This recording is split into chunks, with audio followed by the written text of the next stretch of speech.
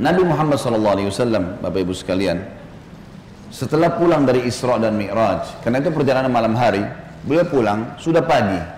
Pada saat itu pagi sudah mulai kelihatan matahari di pagi hari. Awal pagi kita di waktu syuruk, gitu kan. Duduklah Nabi SAW di depan Ka'bah. Duduk depan Ka'bah, merenungi kejadian semalam ini, kejadian yang spektakuler, yang luar biasa.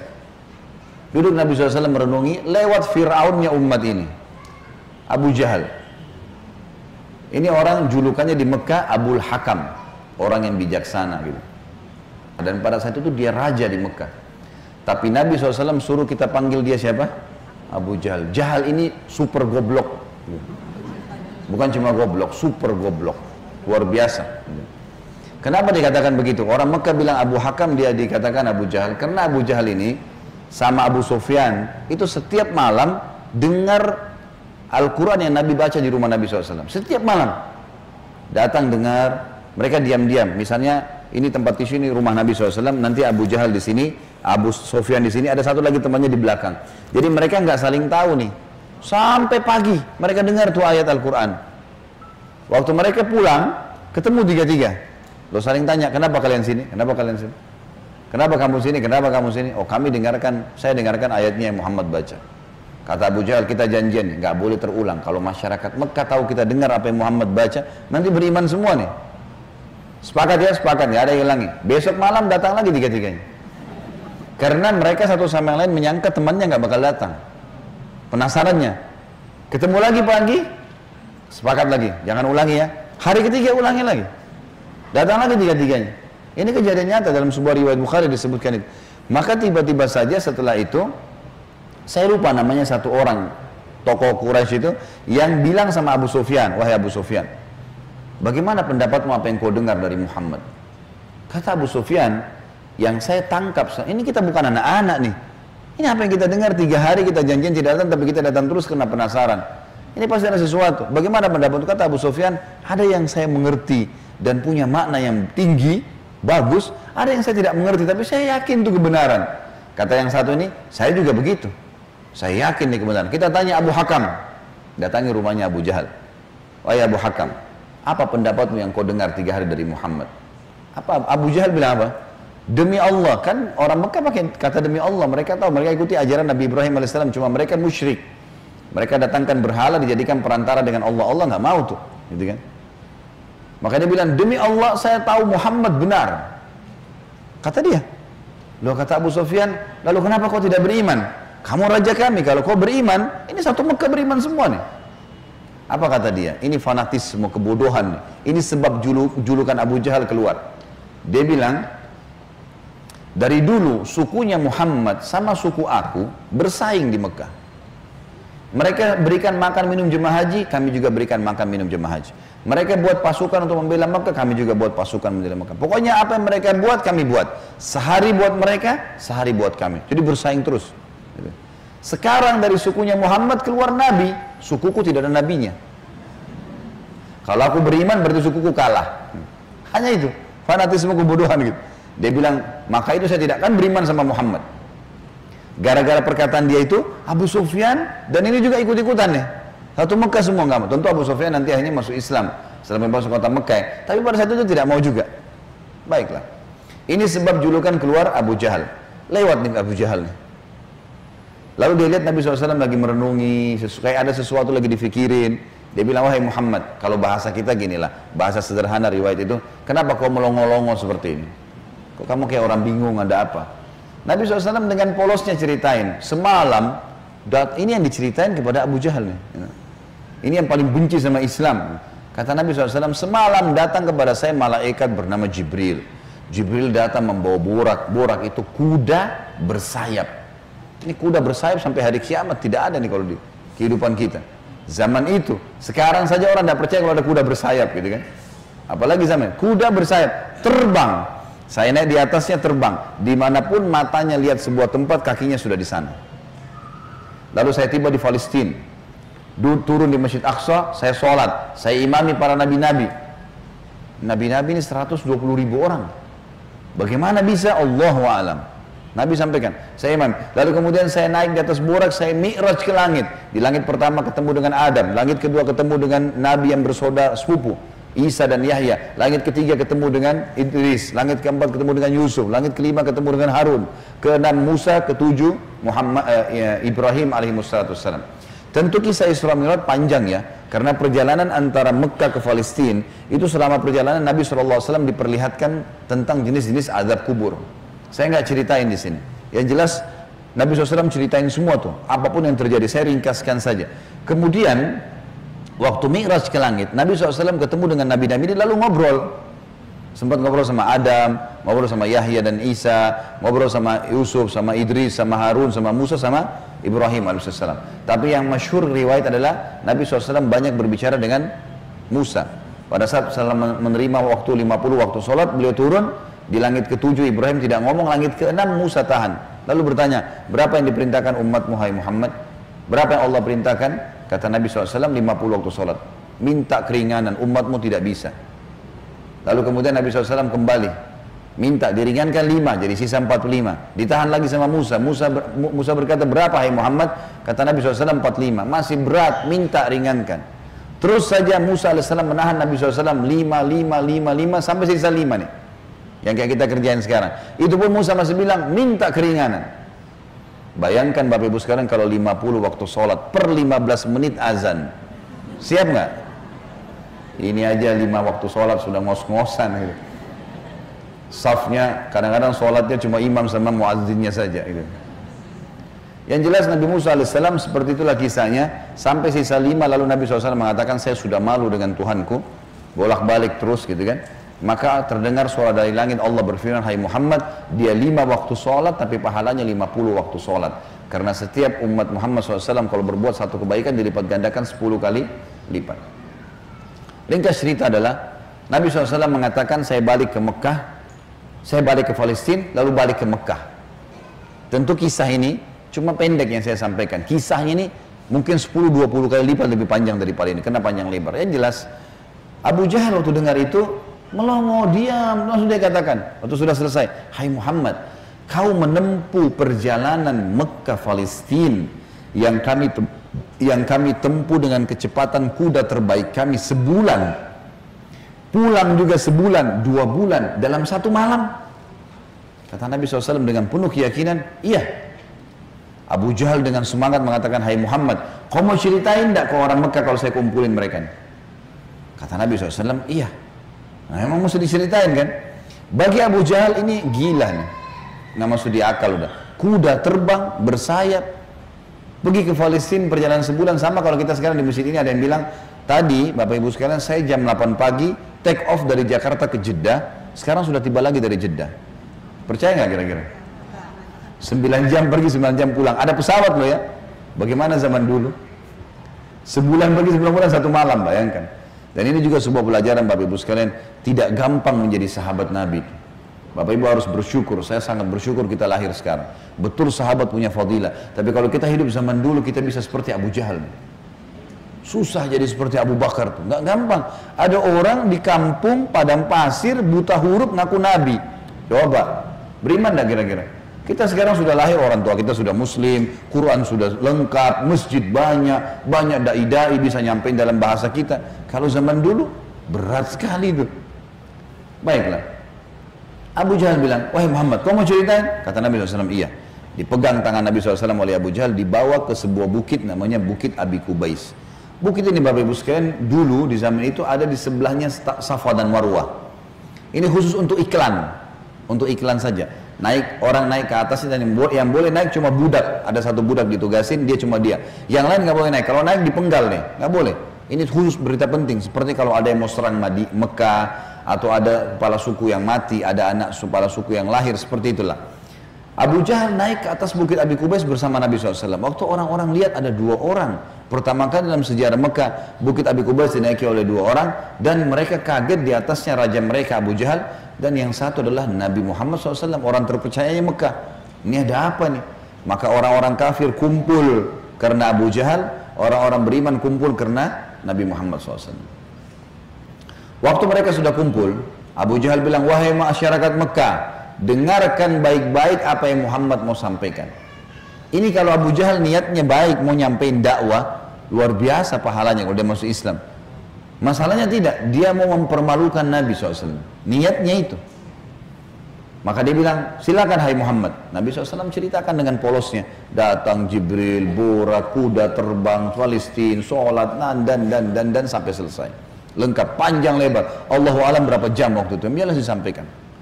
Sampai selesai semua, apa yang terjadi? Orang-orang Mekah yang kafir, Bapak Ibu sekalian, bertambah kufur. Ini Muhammad gila nih. Mekah, Palestina, pulang pergi 2 bulan, 1 malam. 1 malam, dan ini bukan 1 malam, setengah malam, gitu kan. Pulang pergi. Ini nggak masuk di akal. Ini baru kesana saja nggak percaya. Apalagi naik ke langit, ketemu, ya udah panjang ceritanya. Belum lagi cerita tentang surga dan neraka, diperlihatkan adab-adab kubur. Tapi ya sudah. Waktu itu yang sudah beriman pun di kalangan sahabat, benar nggak ya? Tapi ini Nabi, nggak mungkin salah. Mereka sempat bimbang. Abu Jahal turun dari bukit Abi Kubais sambil ketawa, senyum. Sambil dia ngomong, ada sahabat rupanya yang ikutin. Tahu nih Abu Jahal tadi yang ajak Nabi nih, diikutin. Dia bilang, sekarang agamanya Muhammad sudah habis. Dia pergi ke Darun Nadwa, tempat kumpulnya orang-orang Quraisy, lalu dia teriak. Dia bilang, hai Quraisy, berita gembira. Apa itu Abu Hakam? Agamanya Muhammad sudah habis. Udah nggak ada lagi agamanya. Kata mereka, memang kenapa? Apa kata Abu Jahal?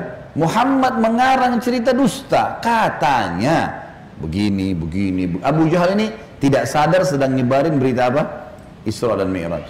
Dia lengkap, dia sampaikan ke orang semua nih. Datang malaikat namanya Jibril, datang burak, terbang ini, semua lengkap. Adab-adab kuburnya disebutin sama dia.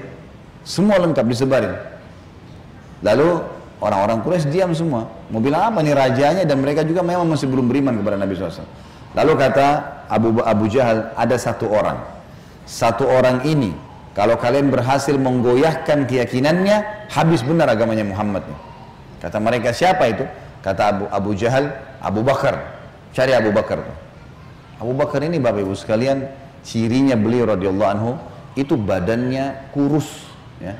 Saking kurusnya kalau pakai sarung melorot terus. Nah iya, radhiyallahu anhu.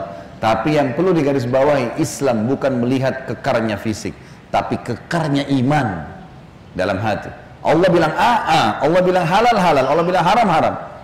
Perintah dikerjakan, larangan ditinggalkan. Itu konsep dasarnya, gitu kan. Abu Bakar ini ditahu tentang masalah keyakinannya sampai apa kata Nabi SAW. La uzina iman Abi Bakar fi kiffah, wa uzina iman hadil ummah fi kiffah, la rajah iman Abi Bakar. Kalau keyakinannya dan imannya Abu Bakar ditimbang di satu timbangan, dan keyakinannya serta keimannya seluruh umat ini, semua sahabat, semua tabi'in, semua yang sudah mati, yang masih hidup dan yang belum lahir, semua kita di sini juga termasuk, ditimbang iman kita semua dibandingkan Abu Bakar, yang satu timbangan pasti lebih berat keyakinannya Abu Bakar. Kata Abdullah bin Mas'ud, sahabat Nabi radhiyallahu anhu yang mulia dengan ibadahnya yang luar biasa, kami tidak ada bedanya dengan Abu Bakar dari sisi ibadah. Karena Abu Bakar sholat, kami sholat. Abu Bakar puasa, kami puasa. Abu Bakar sedekah, kami sedekah. Abu Bakar ya jihad, kami jihad. Tapi kami tidak bisa menyayangi Abu Bakar dari sisi keyakinannya. Mustahil. Kalau Rasulullah sudah bilang kerjakan apapun konsekuensinya. Mau wajib, mau sunnah, nggak ada toleransi, nggak ada keraguan. Yang haram, nggak ada lagi. Haram, nggak ada ceritanya. Seperti itulah konsepnya. Jadi sangat luar biasa. Yang jelas Bapak Ibu sekalian, mereka bilang cari Abu Bakar. Dan juga ada hadis supaya saya tidak lupa ya, kata Nabi SAW, tidak ada seseorang yang menginjakkan telapak kakinya di muka bumi setelah para nabi-nabi yang paling afdal lebih daripada Abu Bakar. Jadi setelah Nabi langsung dia radhiyallahu anhu, jadi orang yang sangat luar biasa. Datanglah orang-orang Quraisy ini ke kebunnya Abu Bakar, di kebun kurma di pinggir kota Madinah, dan orang sahabat-sahabat tadi ini pada ikut gitu kan. Sampai di kebunnya Abu Bakar, Abu Jahal teriak-teriak, wahai Abu Bakar, keluarlah. Abu Bakar keluar. Abu Bakar keluar. Kaget Abu Bakar. Belum pernah dalam sejarah hidupnya Abu Bakar itu, tokoh-tokoh Quraisy, kepala-kepala suku datang ke kebunnya. Untuk apa? Dan belum pernah dalam sejarah Mekah orang beriman sama orang kafir jalan sama-sama. Maka Abu Bakar bilang, ada apa wahai Abu Jahal? Dia bilang, sahabat Muhammad gila. Masa dia cerita rekayasa bohong, cerita bohong begini. Abu Bakar ini belum dengar dari Nabi. Abu Jahal yang jelasin. Begini, panjang lebar sampai selesai. Sampai kembali lagi ke Mekah. Abu Bakar sudah tahu nih, apa tujuannya Abu Jahal? Kalau dia mau beriman, dia sudah beriman kepada Nabi, tapi datang sini mau ngacoin nih. Kata Abu Bakar ada dua riwayat. Riwayat yang pertama, wahai Quraisy, bukan cuma Abu Jahal, wahai Quraisy, Muhammad mengaku turun wahyu dari langit ke rumahnya dan saya percaya. Apa bedanya dengan dia kalau naik ke langit? Sama saja. Tidak akan menggoyahkan saya. Riwayat yang kedua yang unik nih.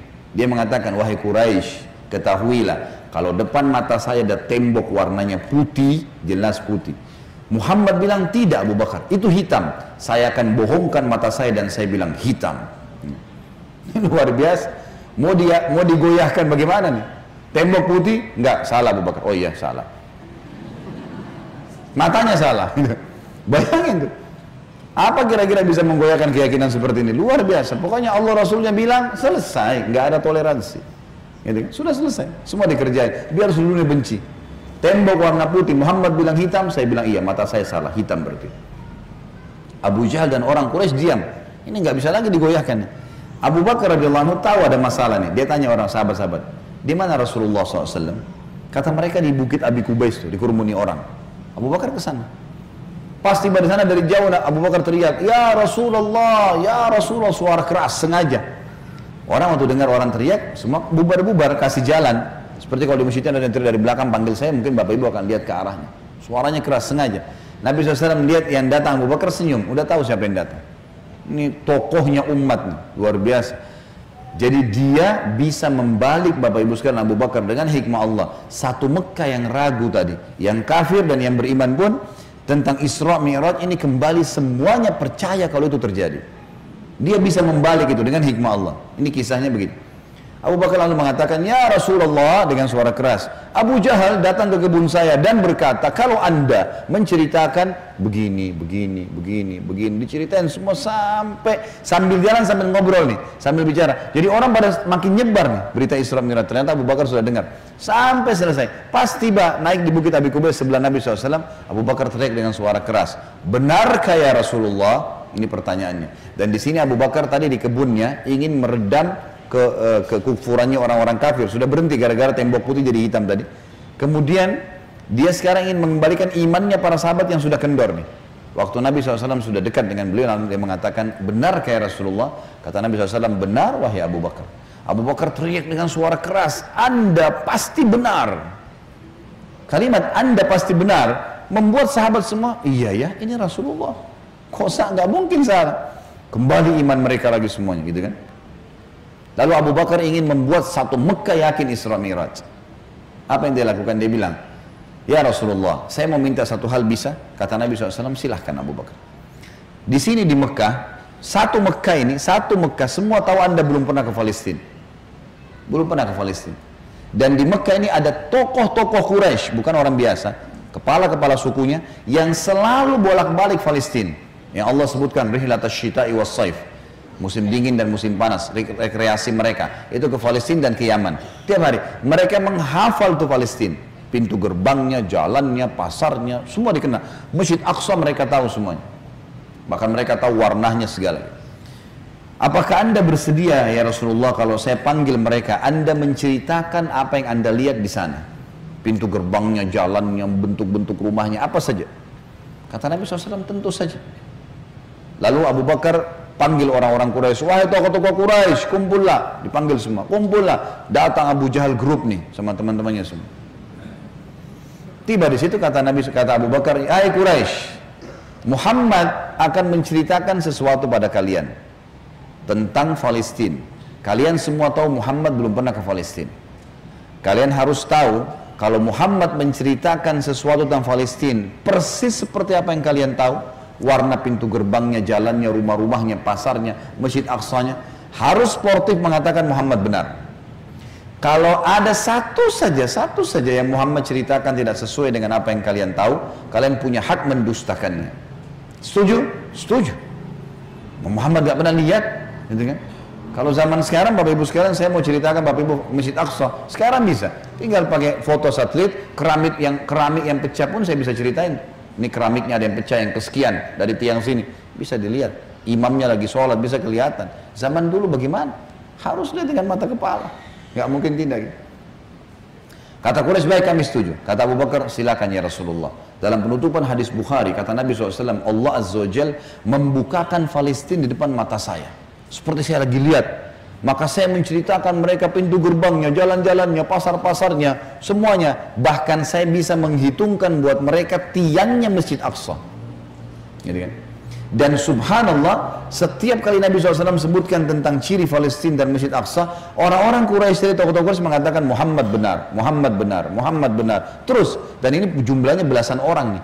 Tokoh-tokoh mereka mengatakan Muhammad benar, Muhammad benar. Pengakuan mereka sendiri. Ini nggak dusta, ini benar. Betul jalannya begini, betul rumahnya begini, betul pasarnya begini, betul Masjid Aqsa begini. Mereka akuin sendiri. Maka gara-gara kasus itu, satu Mekah jadi percaya Isra Mi'raj. Baik. Abu Bakar sudah selesai ini perannya. Sahabat sudah kembali imannya. Orang-orang kafir sudah tidak jadi lagi bisa membatalkan keimanannya Nabi SAW dan agamanya. Maka Nabi SAW ingin menutup Isra Mi'raj dengan kejadian yang luar biasa. Kata Nabi SAW, wahai Quraisy, ada satu bukti lagi. Kalau kalian yakin dengan bukti itu, kalian akan beriman pada saya. Kalau kalian tidak yakin, kalian tidak akan beriman selamanya. Kata mereka, apa itu hai Muhammad? Kata beliau, waktu saya sedang pulang dari Palestina ke Mekah, di atas burak tuh, kuda yang bersayap, saya melihat ada kafilah kalian. Kafilah ini 3 ekor unta ke atas, sedang jalan.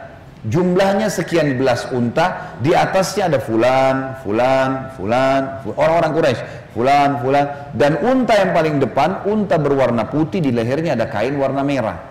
Di tengah-tengah lembah, mereka sempat kehilangan unta, dan saya lihat unta mereka. Lalu saya teriak, wahai Quraisy, unta kalian di lembah fulan. Karena Nabi kenal semua nih siapa yang ada di situ. Orang-orang Quraisy, tokoh-tokohnya. Ada lembah fulan, ambillah. Maka mereka mengikuti suara saya dan mereka menemukan unta mereka. Kafilah itu 2 hari lagi sampai di Mekah. Tanya pada mereka. Ini detail sekali nih. Kalau sekarang orang dari Bandung ke Jakarta, saya mau tahu mobilnya di mana, saya bisa ikutin. Sebentar nih. Ada kamera, ada satelit, canggih. Zaman dulu bagaimana caranya ceritain kecuali kalau lihat dengan mata kepala. Ini bukti real.